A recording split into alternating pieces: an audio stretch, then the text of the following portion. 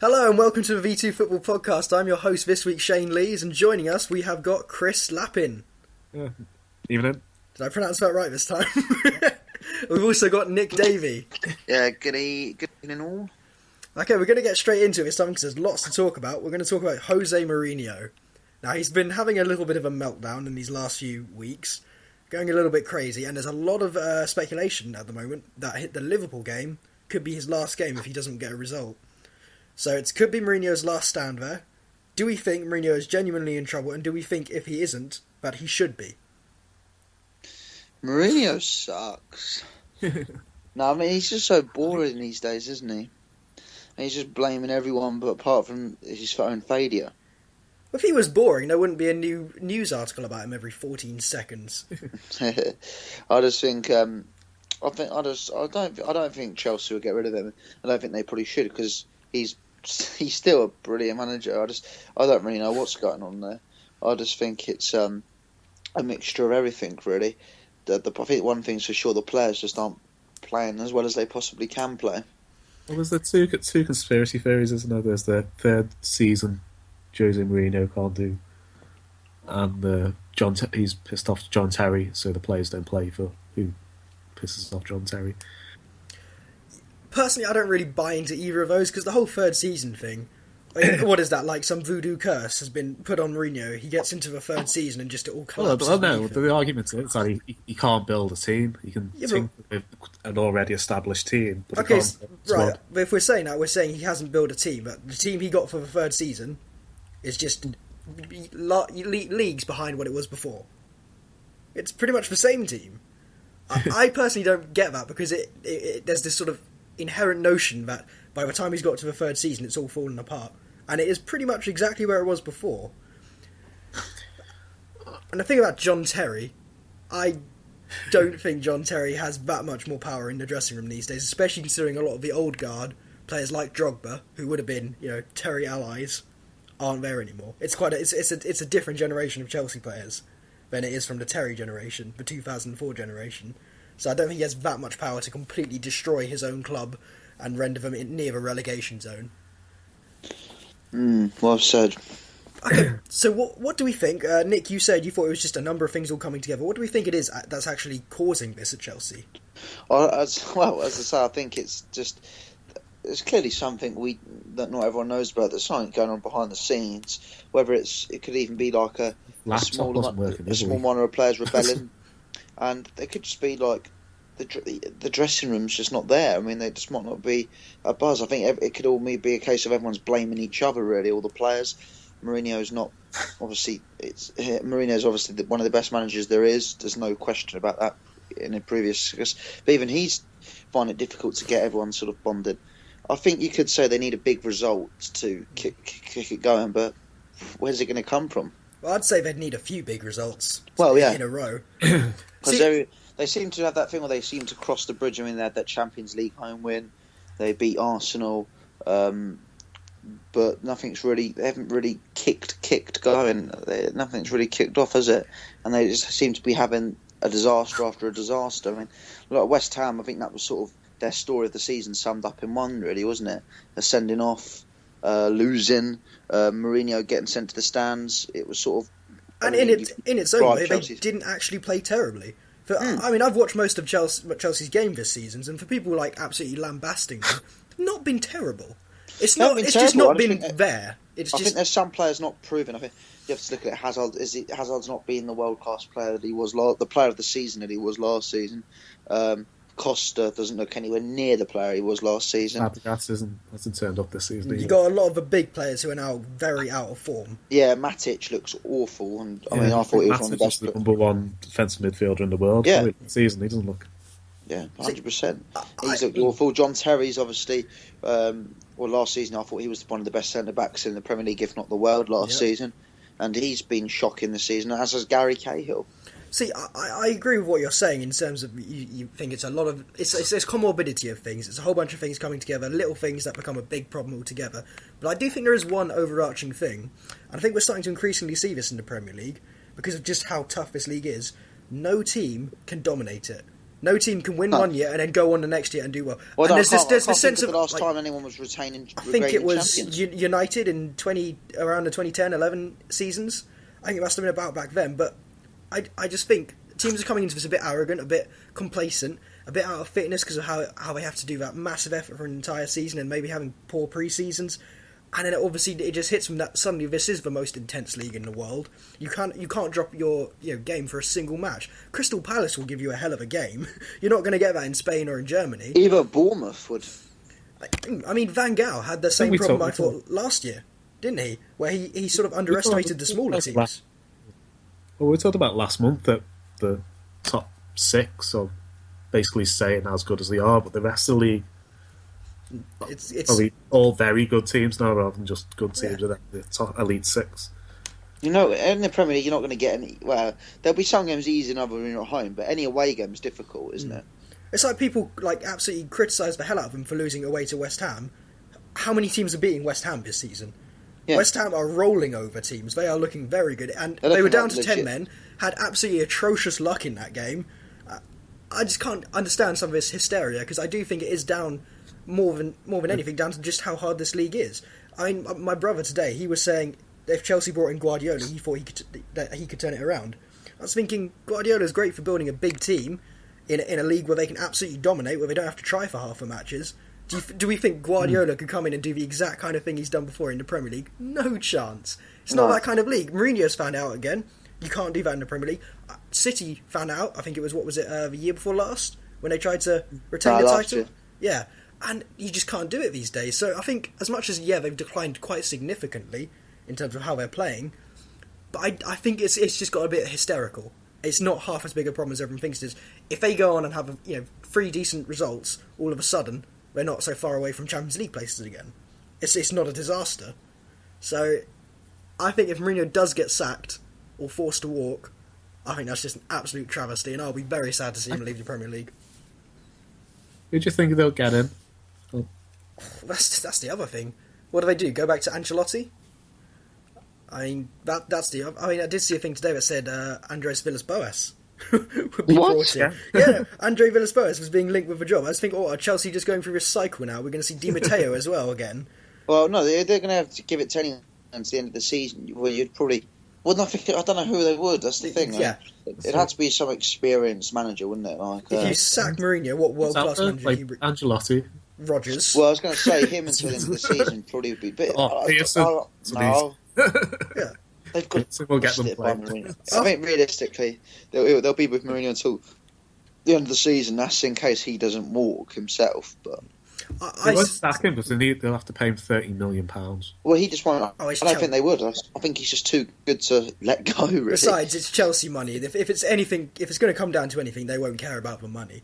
But I do think if they got rid of him, it would just be an absolute disaster. I think it's just too much hysteria. Allowed to have a bad spell. Definitely. He's lost 6 of his last 12, but before that he'd lost 6 of this. Mind you, if it means him leaving and Brendan Rodgers coming in, I'd love that.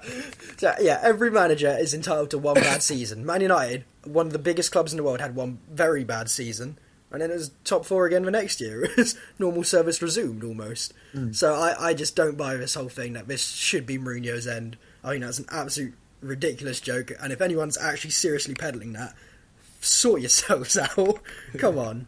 Right, okay, we're going to move on. FIFA. Okay, no. FIFA, the good old fun stuff of FIFA. The elections are now finalised for February. The candidates are all sorted, so we know exactly who's going to stand, exactly who can win. So what I want us to do is I want us to sort of talk over the candidates and what we think of them, what we're kind of hoping is going to happen. So I'll quickly give a quick briefing of all the candidates. We've got, and this one's brilliant, Tokyo Sex Whale. Tokyo Sex Whale. He's a South African politician. He wants the job. I think he has been involved in the South African FA. He was involved in the Jacob Zuma government of South Africa. He's got the backing of... Hasn't he made millions in mining? No, that's the other African fellow, Musa Baliti, who is the Liberian president, and no one likes him, so less said about him the better. But yes, Tokyo Sex Whale, he's a very major player. The other major player is Sheikh Salman bin Ibrahim Al Khalifa. Yep. Very I think well. I got that right. Getmancer went to spy. Okay, the other ones are Gianni Infantino. You'll know him as the master of ceremonies at UEFA. He's he's the bald guy who does the Champions League draws, if you're wondering who he is. Prince Ali bin Al Hussein, the guy who stood against Blatter last time, he's still standing again. And the other ones, which I barely even mentioned in my little notes, is Jerome Champagne. And you don't even need to know who he is. 2 elections ago against Blatter. Yeah, Jerome Champagne used to be his Sepp Blatter's advisor, and he has no chance of winning, so let's just not even bother with him. Moussa Baliti, the Liberian FA president, who has previously served a 6-month ban from FIFA for misuse of confidential documents, which is very suspicious. He won't win, guaranteed. He doesn't even have the backing of his own confederation, so he won't win. And then there's Platini, of course, who is currently, and I won't read out what my note is about Platini, he's currently in a big situation with the whole corruption thing between him and Blatter. There's every chance he might not even be able to stand in the end. He's banned for 90 days, so he can't campaign for 90 days, and that'll take him all the way up to January. So Platini probably won't have a shot in this one. Okay, so what do we... Is it the same as last time? You have to vote in blocks? Well, it's not that they have to vote in blocks, it's just that they generally do. So you have the big confederations, you have CAF, which is the African one, CONCACAF, which is the Caribbean and North American one, OFC, Oceania, AFC, Asia, UEFA, obviously Europe, and CONMEBOL, which is South America. And they do tend to vote in little blocks, apart from a few rogue votes. But what do we want to see happen in this election? Who would we like to see win? You could take Tokyo's sex whale as a serious... I know Tokyo's not his real name, it's called Tokyo because he does... Yeah. His sex whale is his last name. President Tokyo sex whale just doesn't breathe confidence into me. I agree with Dean, what's his first name? He was saying tonight it just needs to be all scrapped and started again. That's my thoughts. Oh, okay, right. Okay, well, that's not going to happen. So, like, in the realms of realism, of the candidates we have, what are we hoping to see happen with FIFA? Because it's all settled now.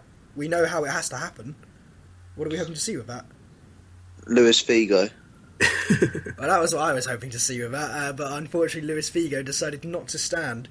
Because, what happened last time with Luis Figo, for those wondering why Luis Figo has disappeared, considering he seemed to be the champion of FIFA, he turned up to, I think it was the CONCACAF or the CONMEBOL Confederation meeting. Did he do it? That UK comedian did and threw money over Blatter? No. He turned up to one of the Confederation meetings when they were trying to appeal for votes, and the meeting just turned into everyone loving Blatter and saying how amazing Blatter was, and Luis Figo suddenly realised, this isn't an election, this is just a farce. There's no chance I have of winning. I can't even make an impact here. This is so corrupt, what's the point? And he just abandoned it completely. And I think the reason he has abandoned it completely again, and not said, okay, this is a genuine chance to step in here, because he knows it's the same situation happening all over again. It's corrupt.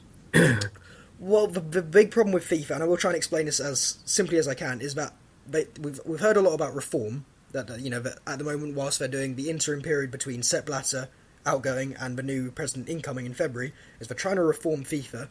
Unfortunately, they just aren't. What they're doing is they're essentially getting rid of a couple of people, but all the structures which made that corruption happen. So all the things that are inherent in that organisation that made corruption possible, all being kept before the election. It's possible whoever gets voted in could change it after the election, but considering they will be getting voted in by those same corrupt people, it's just not that likely. So they aren't actually dealing with the problem before the election, therefore the election's going to happen just like it always has in FIFA elections. Have any of them actually been sacked or they've just been suspended? FIFA tend to do things very quietly, in which they suspend people, and then a few weeks, months, years later, they sort of go, "Yeah, you're never allowed back in football again," and they just try and sweep it all under the rug. In this case, what's happening is they're being indicted by the Swiss or the Americans, so it's not happening quite as quietly as they want. But that's generally what's going on with FIFA. So that's why I cannot possibly see this actually ending well. There was a lot of talk about how this could end well. This could be FIFA's new start. It won't be. This is another false dawn for FIFA, because, and I have written an article about this if you want to check this out on the V2 Journal, it's already almost decided who's going to win. So we already know what's going to happen with this. And that is Sheikh Salman bin Ibrahim Al Khalifa will win. Are they going to be awful? Okay, well, compared to the others, Sheikh Salman is what I would call a moderate. in a sense, he isn't outwardly corrupt. He isn't big on the development agenda, which Sepp Blatter and Joao Havelange was on. He's a bit like a diplomat. He's got enough. He's going to pull enough people to him, if that makes sense. Whereas Tokyo Sexwell, who is the biggest opposition to him, he's very much a bit like Blatter. And I'm not saying that he's like Blatter in the corrupt sense. He might be, but I'm not saying in the corrupt sense. Sepp Blatter was all about the development agenda. This was, you give the power to the small countries in FIFA. You start giving them the money, you start giving them the World Cups, you start giving them all of the development you can, and you let the big countries just do their own thing, as they always will. That was Sepp Blatter's thing. That was his predecessor, Joao Havelange. That was his thing. And Tokyo Sexwell, that's his thing too. And because of that, I think Sheikh Salman will end up getting all the votes. He's got the AFC, which is the Asian one, or his own confederation. He's the president of that. He's got that all wrapped up right now. He's also going to have OFC, which is the Oceania one, because they're heavily linked in. And that is, by the way, already 57 votes he's got wrapped up. CONMEBOL, which is South America, has 10 votes, and they will vote for Sheikh Salman, because they will not want to see the AFC get more the CAF get more powerful than it is, which is Africa. And if Sexwell gets elected, Africa will become more powerful. The South Americans are very concerned about that. They have the second seat in football, so to speak, behind UEFA, and they want to preserve that. So they'll vote for Sheikh Salman. UEFA will try and vote for either Infantino or Prince Ali, but unfortunately they'll realise very quickly they're not going to win, and they will go... I thought he was corrupt. He's... Relative to a lot of them, he's kind of like one of the best ones there, but he is basically America's puppet in all this. But UEFA will try and vote for one of Gianni Infantino or Prince Ali, but they will realise he's not going to win. They're not going to get any support from any other confederations, and they will, at the second vote, which is... in a FIFA election, if you don't get an absolute majority straight away, you go to a second vote. When that happens, UEFA will convert to Sheikh Salman, because they won't want Sexwell to win, because of how much Sexwell is like Blatter in the development thing. And obviously, UEFA will want more of the power to go back to the big nations. So they'll vote for Sheikh Salman, and then Sheikh Salman will win. CONCACAF, which is the North American one, will go to Sexwell because of the development agenda, apart from countries like the US, who will go for maybe Prince Ali and abandon him eventually in favour of Sheikh Salman. So Sheikh Salman will win. And I have put it on the article what the votes will be. It's not exact, but I guarantee I'm no more than 10 out on each of them. So if you want to know how this election is going to go down, do check out that article, because Sheikh Salman will win. I guarantee it. I would bet my house on it if I owned one. It's already decided. Oh, can you bet me like £500 on a round? I've barely got a fiver, so I'll bet you that. We'll put a link to your article in the description. Yeah, and obviously the consequences of this are more concerned who gets elected and what they're going to do. And as I said before, Sheikh Salman is a moderate, so he isn't going to be like Blatter in terms of just currying favour with the likes of Russia, the likes of Qatar, the likes of Brazil, the likes of South Africa. He isn't just going to go and give the World Cups to the smaller countries, the developing countries. But Sheikh Salman, he isn't going to do anything to solve corruption. He will work within that existing structure, and within 15 years, we will have the exact same problem with FIFA all over again. Only this time, Salman, instead of being indicted by the federals, he will have put in fixed terms, so the president can only last for 15 years. That's what will eventually happen. So he'll go out like that naturally. But let's put it in perspective. Sepp Blatter was only in for 17 years, so it's not a big difference. So, yeah, we're not really going to see any kind of change in FIFA. If that's what you were hoping for, I am very sorry. I was hoping it would be Luis Figo, who would genuinely change it. I wanted either him or like Ledley King or someone. Ledley King, that's right out there. Yeah, well, obviously anyone hoping for anything different, this is how it's set now, because unlike the last election where Blatter got voted in and was immediately torn to shreds by the Americans and the Swiss, that won't happen this time. They will not be able to actually pass it off as destroying FIFA twice in a row. They won't be able to do it. So whatever happens in this next election is the one that's going to stick for at least 2 decades, and it will be Sheikh Salman who wins, and that is not good for world football.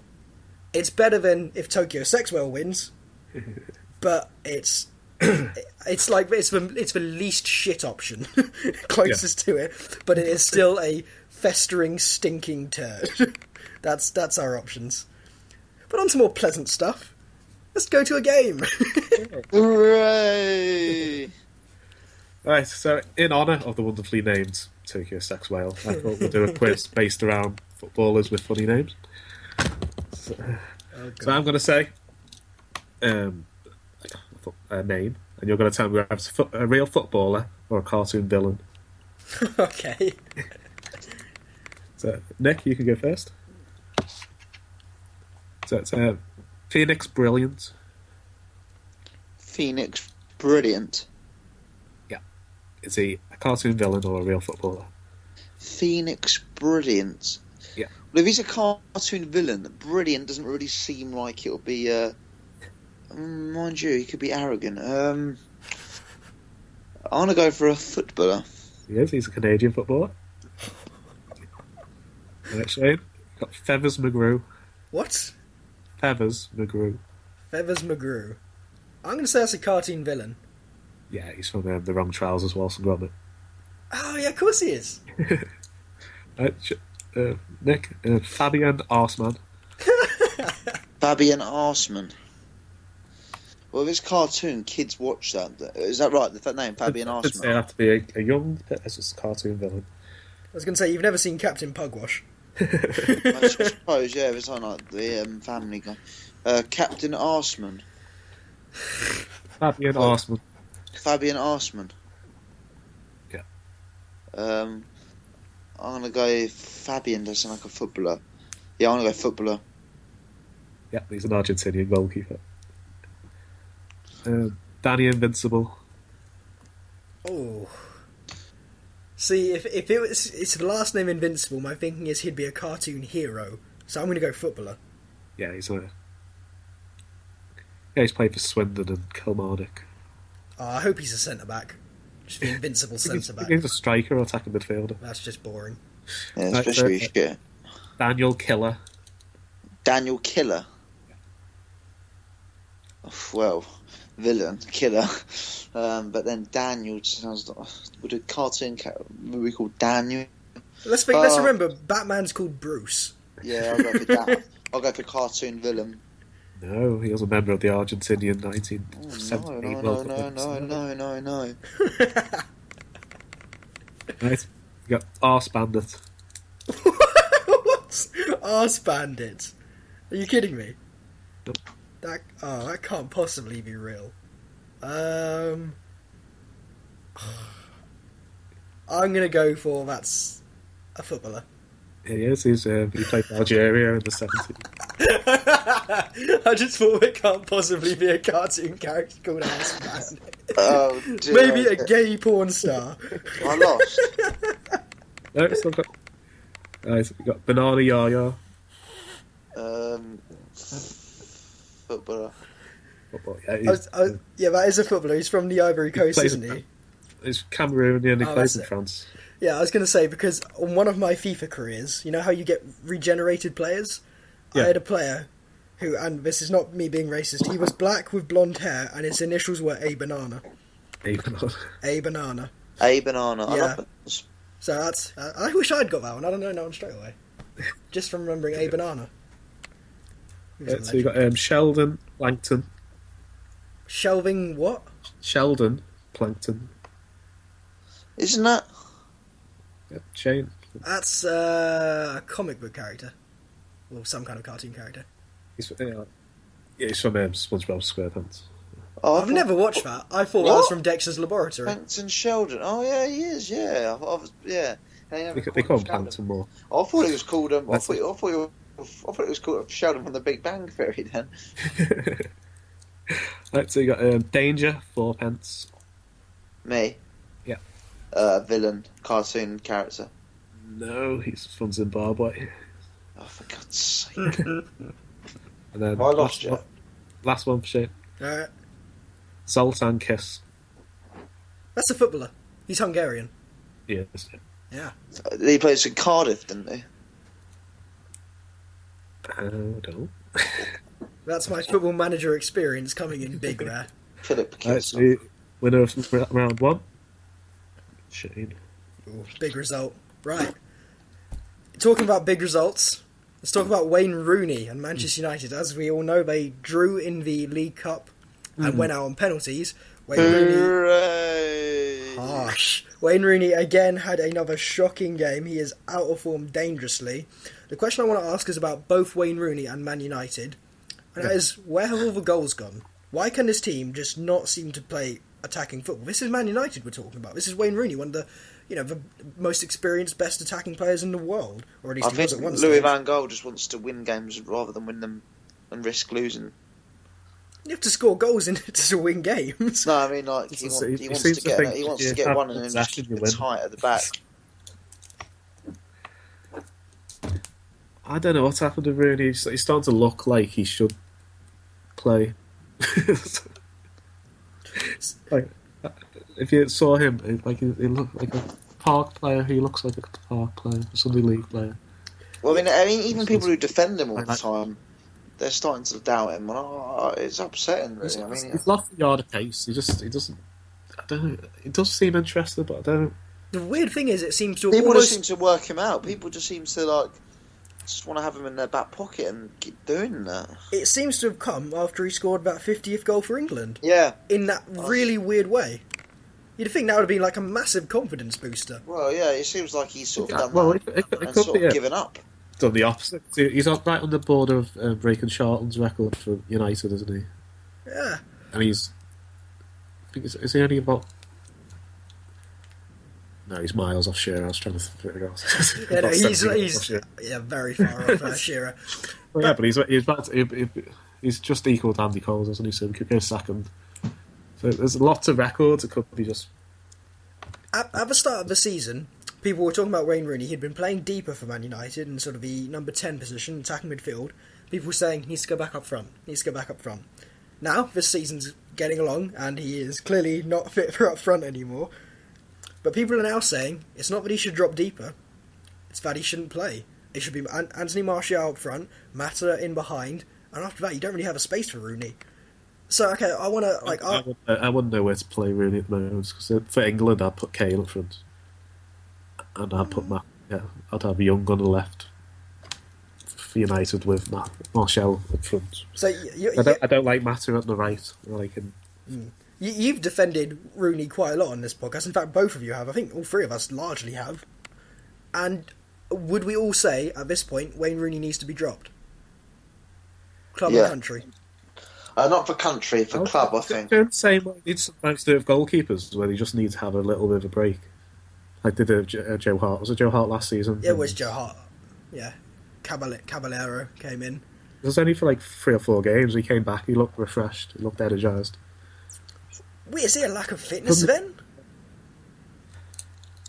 What? Well, I think with Rooney, he's played nearly every week since he was 16. And we all knew he didn't look after himself when he was younger. He used to smoke, he used to go out. So it could be just all catching up with him. He probably does need a little bit of time off. I just think with Rooney, I think he should be dropped. Not permanently.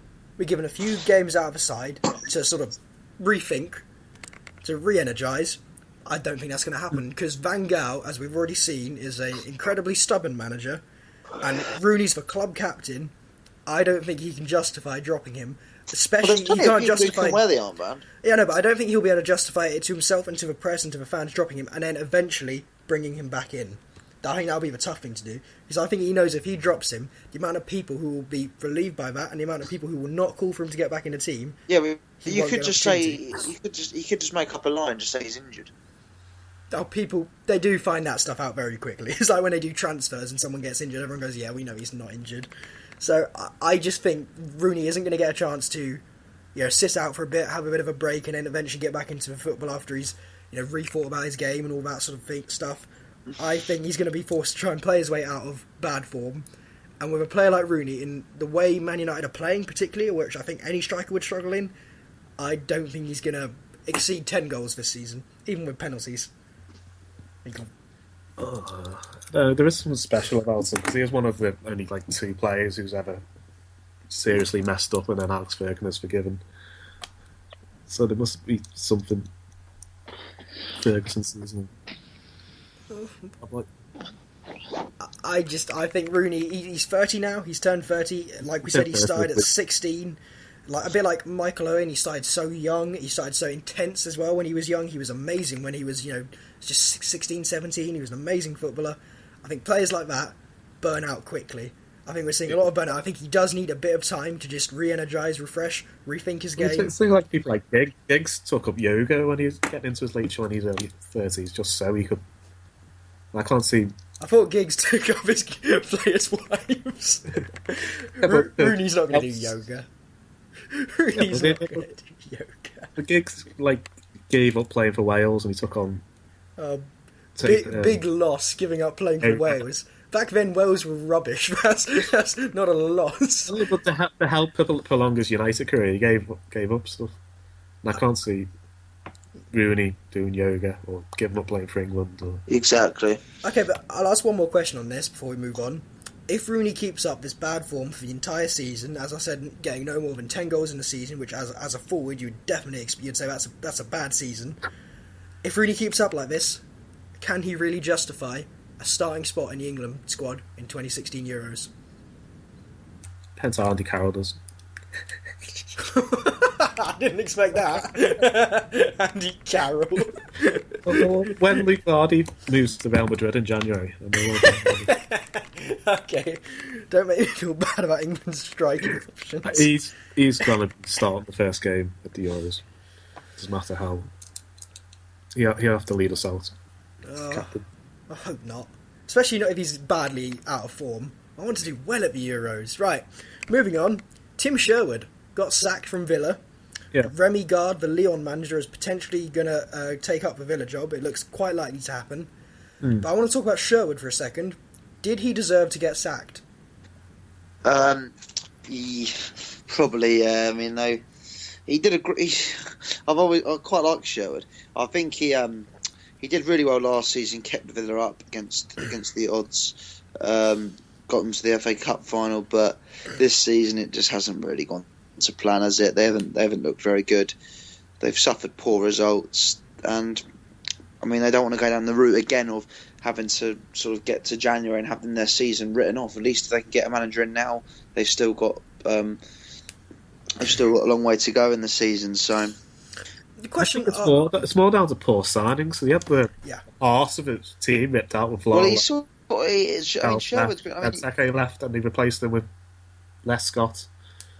Yeah, the question I'll ask about Tim, second best striker, I can't remember. Rudy Gestede. The question I'll ask about Sherwood was he responsible for selling those players? Did he give the go ahead? Yep, sell Ben Seke, sell Delph, and I want Jordan Amavi. I want Vertut. I honestly don't think Tim Sherwood had a clue who Jordan Amavi was, who Vertut was. Half the players he signed. I think he was told who he had to sign. I think if you saw the, I think they have a transfer committee similar to Liverpool, don't they? Yeah, if you saw his interview after last week against Swansea, was it? I think it was. Yeah. He was sort of just saying I know he would say, but he was sort of saying the club. It's mainly down to the club, really. The whole club's in a bit of a mess, really. And to be fair, I know a Villa fan, and he says sort of echoes the same thing. I think it's the whole club just needs to complete. And I've been saying about Aston Villa for a couple of years now. I think the whole club needs a big change from top to bottom. After O'Neill left, Randy Lerner seemed to lose interest as well, hasn't he? Yeah, they've just haven't really been the same since. And they've been pretty boring, haven't they? Just the whole football. I mean, under O'Neill, it was very exciting football to watch. They were quality. Oh yeah, really good. Was it James Milner who was? Yeah, Ashley Young, loads of them. That was a good team. They were just a very good team, to be fair, Villa, and but it's just all gone a bit. They just seem like they're just quite boring now. The whole football and everything, and they just don't. They're not a very good side anymore. It look like they know what to do whenever they're playing.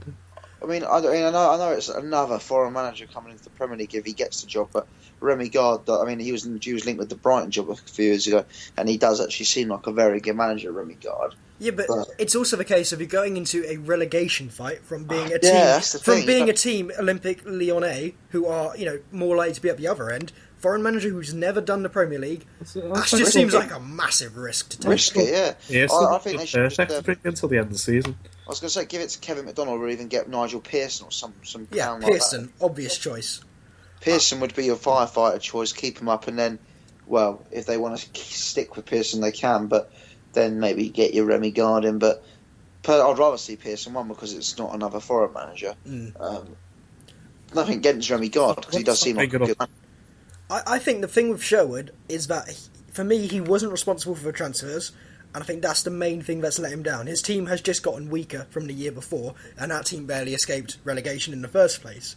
I think he had a loaded hand, which was very, very poor, and he couldn't do much with it, and he's taken the blame for that. I don't think that's fair at all, because I don't think he had much of a say in any of it. I think he's bitten the bullet for someone else's mistakes, and I think that's so harsh. But the one other thing I will say is when it comes to managers who pull a team out of relegation and then end up getting sacked, Sunderland, we've seen it the last few years, have happened to Sunderland, Aston Villa now, it's happening to them. As I think it's a big case that I think Sherwood's a good manager. I think he came in at the wrong time. I think if he came in at the start of this season, got an opportunity to build his team, got an opportunity to get his message across without having, just escape from relegation, having him being the manager to do it, I think all of a sudden it's a different mentality around the club, because I think what's happened at Sunderland especially, is the mentality is, we've just avoided relegation with this manager, this is a get out of jail manager, he isn't going to be here long term, and I think that affects how players play. So I think if Sherwood had come in at the start of the season, he'd have a much better chance, and I think that's what a manager like Tim Sherwood needs, is to come in at the start of a season for a club rather than in the middle of it, and I think he could go on to be a very good manager. Okay. Well, do you think he'll drop down a couple of levels or do you think he's going to try and stay? He's got enough good credentials now in the Premier League, because I think most clubs will not look at Sherwood and say he was the root of Villa's rot. They won't say he was responsible for getting sacked from Tottenham. They'll say he was unlucky. I think there will be other clubs who would be willing to take a shot on him, but I would hope that it's at the start of a season rather than just getting a team out of relegation or getting them out of a bit of a bad position, because I think Sherwood. I think that's just the route of ending up not being a long-term manager. I think he'll probably be I think his next job will probably be in the Championship, and you never know. He could. I reckon I wouldn't be surprised to see him at QPR. He could not get that reputation where he comes in and motivates people for a couple of months and then. Yeah, that's what I'm saying. Comes in at the start of a season. I think that's his opportunity. I think Gary Monk had it. He came in very near the start of the season he came in. It was very early on, didn't he? Gary Monk came in. Yeah, he's quality. He's quality manager. Gary Monk's a very good manager. We've got Sean Dyche, another good English manager. He came in at the start of the season, so he had a chance. Gary Monk as well. You've got to admit he's probably the best. How can I describe him? Like the young manager, best. Yeah, I mean, the way he dresses, the way he just comes across. He's just so fresh, isn't he? Yeah, he's very hot, Nick. You're going a bit Brighton on us here. Okay, we'll move on before this conversation gets too ridiculous. Game 2. Actually, you can go first. It's the same again. Are we still doing these stupid names? You can't say these things. So you got Foxy Loxy. Foxy Loxy. Oh, that's got to be a woman, though. I'm going to go with that is a cartoon character. Yeah, it's from Chicken Little. I love that film. Lord Scum. Lord Scum? Yeah. That's got to be a cartoon character.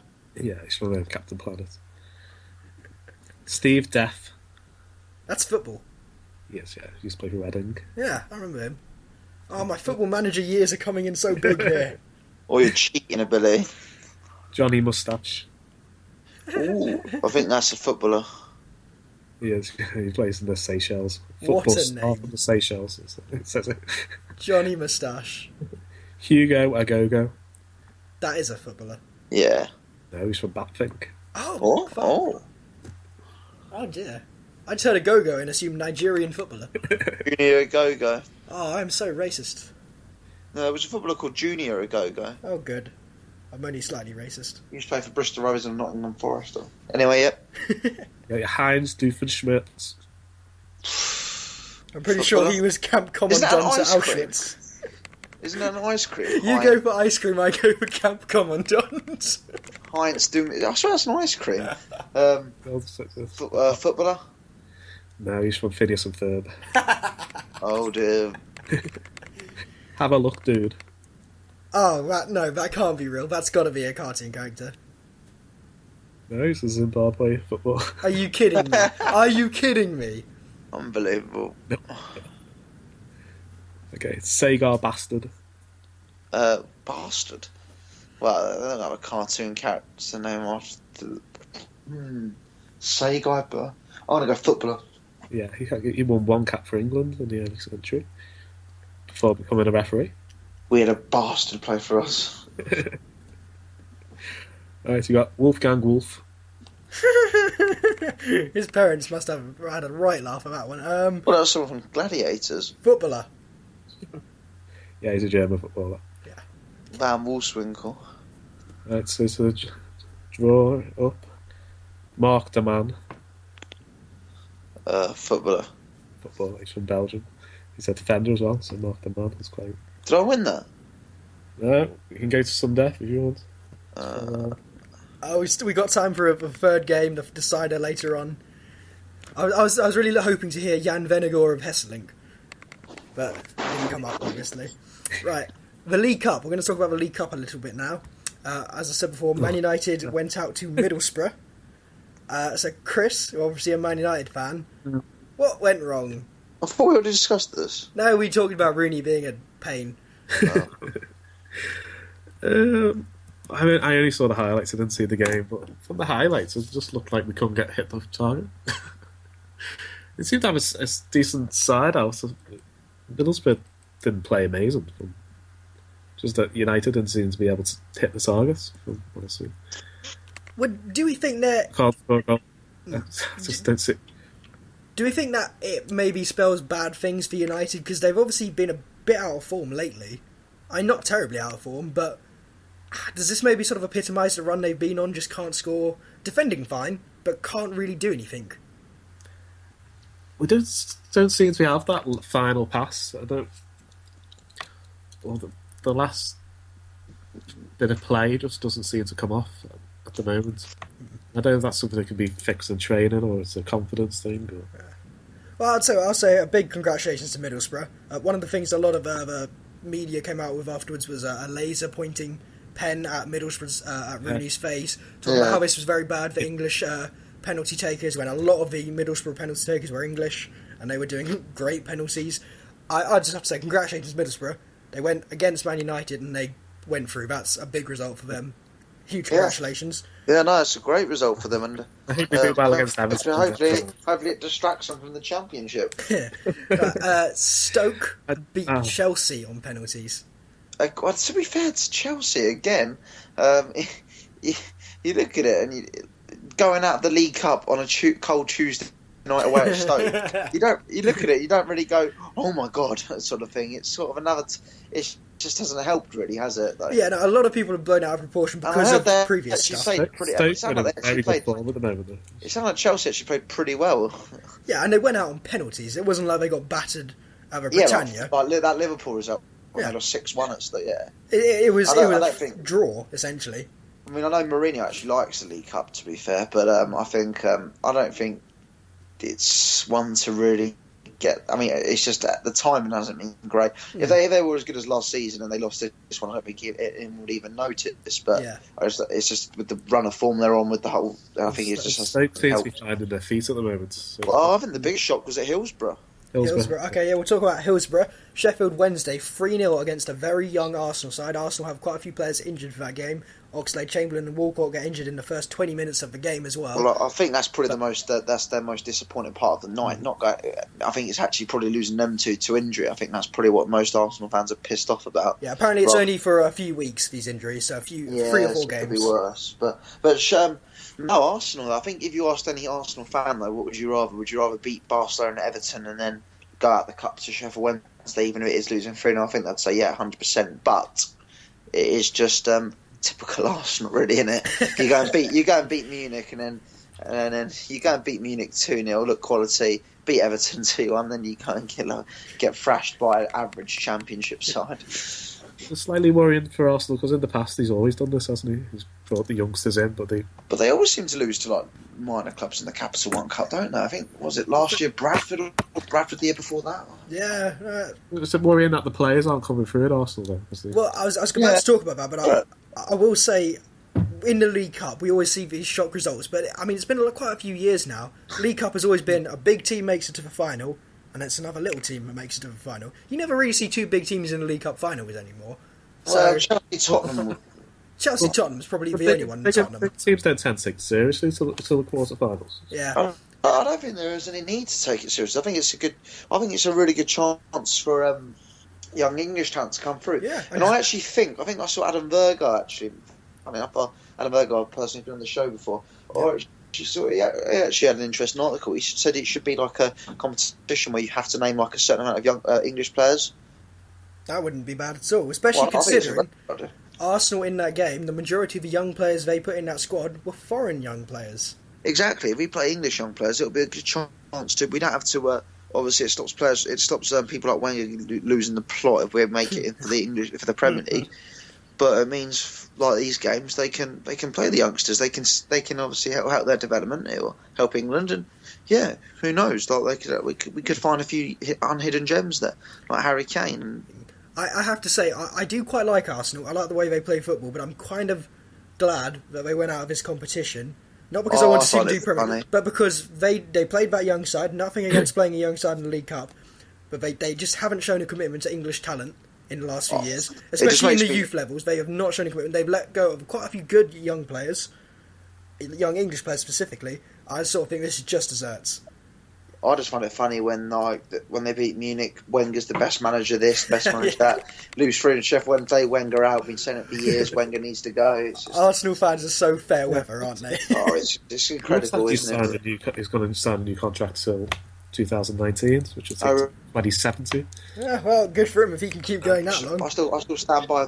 If they win the league, he's got to resign. I think just because, he's bowing out on the ultimate high. What does he want to do? Win the Champions League, the Premier League? If he wants to win all the cups before, then he might as well drop dead. But yeah. So if I reach the age Wenger is and I can put up with that much stress in my life, I will consider that I've done quite well. Well, as a human being. Fair play. Well, the gossip columns are saying they want to bring Patrick Vieira and him shadow Wenger for a couple of years, like Giggs is doing with. I won't mind when Wenger goes if we end up with Vieira v Giggs. And Vieira would be a quality manager. That'll be fun. And get Roy Keane in there somewhere. Right, Roy Keane will have to get a job in the Premiership. I still think Roy Keane would make a brilliant manager. I still think he is a good manager somewhere. He'll just be the whatever club's official shouty man. But we'll move on from Roy Keane because we have no idea where that one will go. Nutty coach or something. Yeah, Liverpool v Bournemouth. Jurgen Klopp gets his first win at the club, 1-0 against Bournemouth. Bournemouth played quite well, actually. I did watch that game. They played quite well, Bournemouth. Quite unlucky to lose. Do we think this is maybe the start for Klopp? Because he's experimented with his teams a little bit. He's done a few different players here and there. Do you think this can be Klopp's, the start of his success at Liverpool, or do we think this win is being massively overreacted to?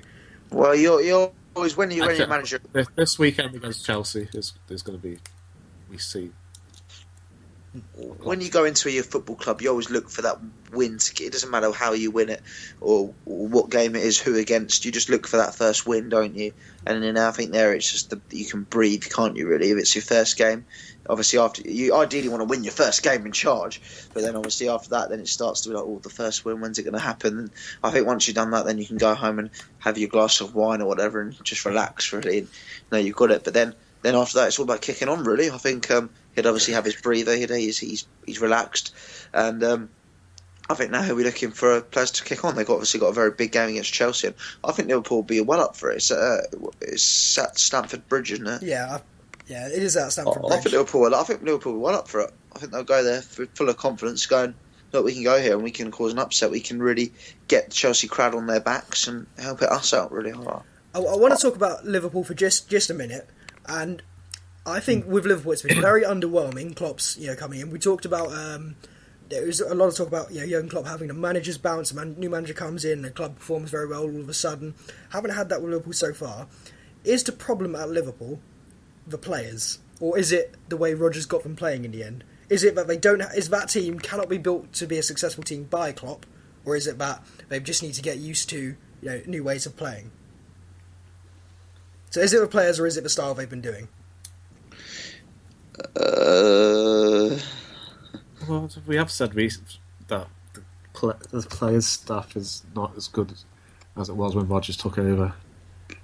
But I do like the high pressing game he's got them playing. I thought their game against Southampton. Sorry, mate. No, it's carry on. I was just going to say I quite enjoyed watching them against Southampton last week. Sorry, I thought Southampton played pretty well, but Liverpool actually looked quite good. They actually looked quite entertaining. I'm not going to have a bad word to say about Brendan Rodgers because I think the bloke's brilliant and I love that Twitter account. But no, I think Liverpool will be right on the club. I think obviously it's not going to happen overnight, but I think over the last couple of games we've seen definitely some improvement. Yeah, I think we have seen some improvement, but I will say this. I do agree with Gary Neville, who put this point across quite well on Monday Night Football quite a few weeks ago. Best pundit there is, the best pundit there ever will be, and best pundit there ever will be. He said he doesn't think Liverpool will be able to keep up the pressing system for the entire year, and I agree with him. He's used to it in Germany. He's used to getting the players out of it in Germany, where it's 4 games less a season, where you have a winter break. Premier League is also much more intense than the German League. I think he will have to sort of slightly deviate from the typical Klopp way of playing. As the year goes on, he suddenly realises we can't do this. Not for a whole year. We will drop off too early otherwise. So I think Klopp will be very good for Liverpool. I'm very pissed off he's gone to Liverpool, to be honest. I'd rather he went to a club I liked. Jurgen Klopp. But yeah, I think it will take quite a bit of time for Jurgen Klopp to settle into the Premier League. But that's not a bad thing.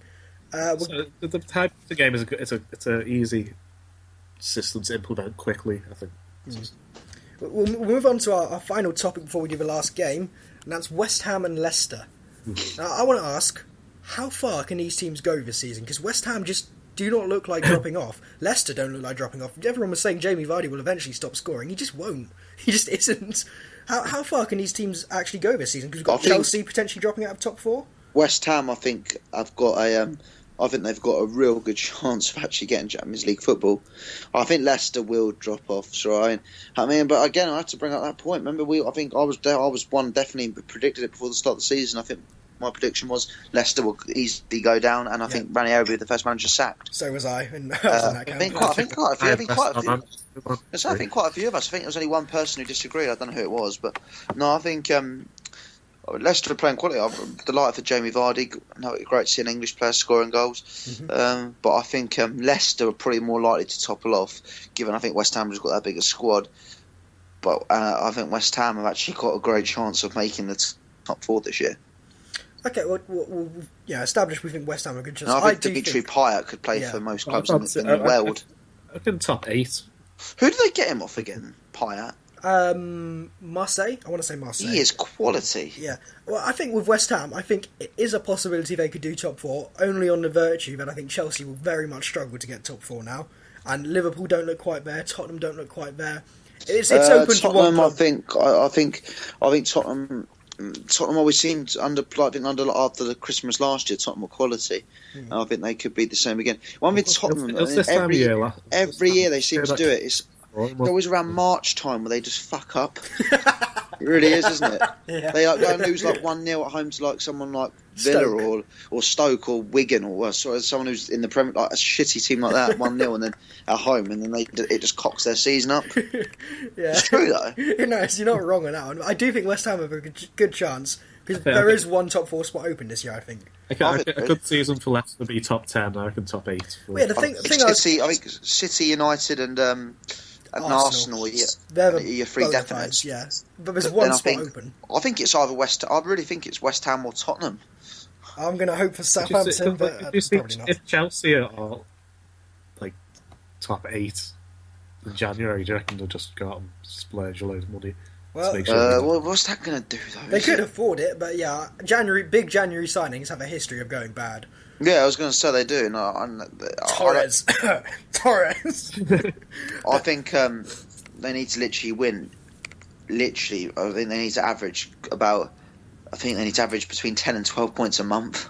That's a bit hectic. But Leicester, do you think Leicester can go on and do a bit of a Southampton, which is get promoted one season, just about survive the second season, and then maybe eventually from that build a platform to start challenging? Well, I think Europa League's not out of the question. I didn't say that. I just don't think they'll get top 4, but I think they'll get. I think they could certainly get Europa League this year, and you say even get bigger and bigger because they got some rich owners there as well, haven't they? Yeah, I think Leicester could be an established top 10 side over the next few years. Maybe more than that if they can really get the investment in there.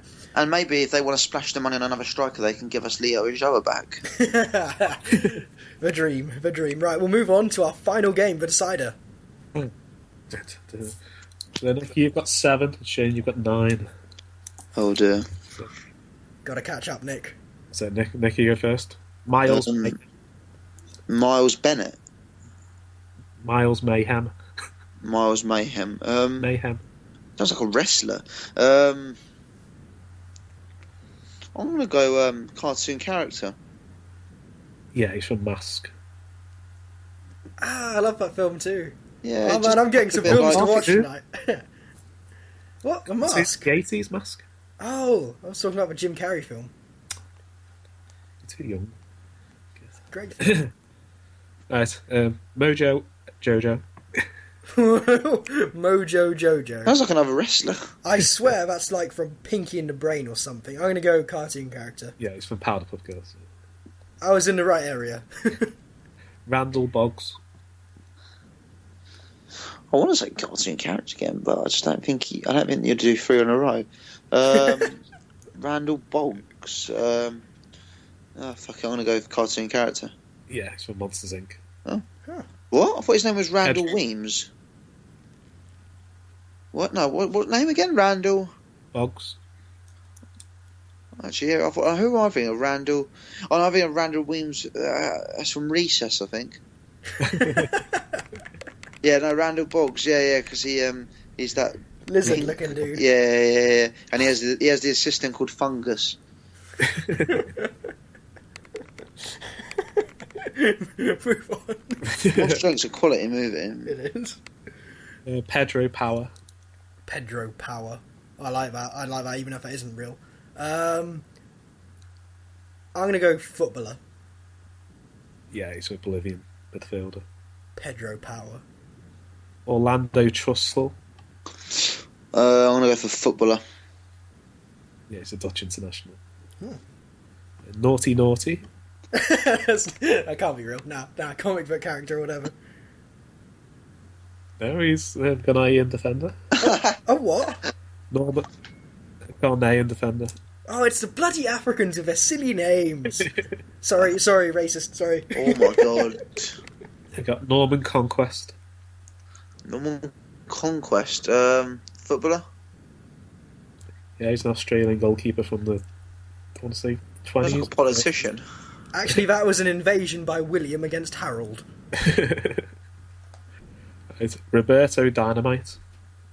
That is a footballer. That's a Brazilian footballer. Yeah, he's a Brazilian striker. Do you want to know how I know that? I did a Football Manager career where Roberto Dynamite took over my club. Football Manager is saving me. Okay. So we just had to interrupt. We got some breaking news. Jose Mourinho has quit Chelsea. Wait, really? No. Yeah. I was going to say, we can't do breaking news on this. This isn't live. We got Roger Klutz.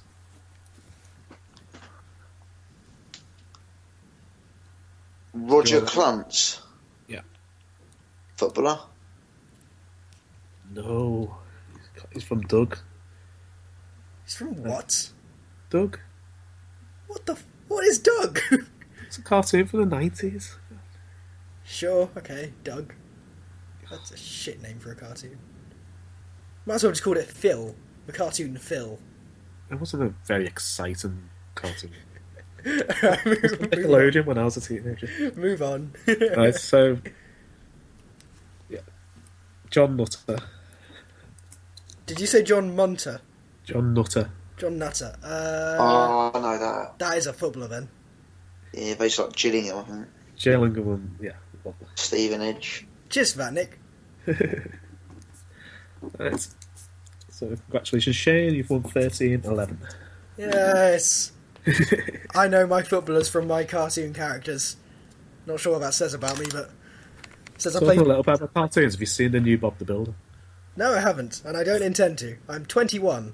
It looks like they've put a baby's head on a man.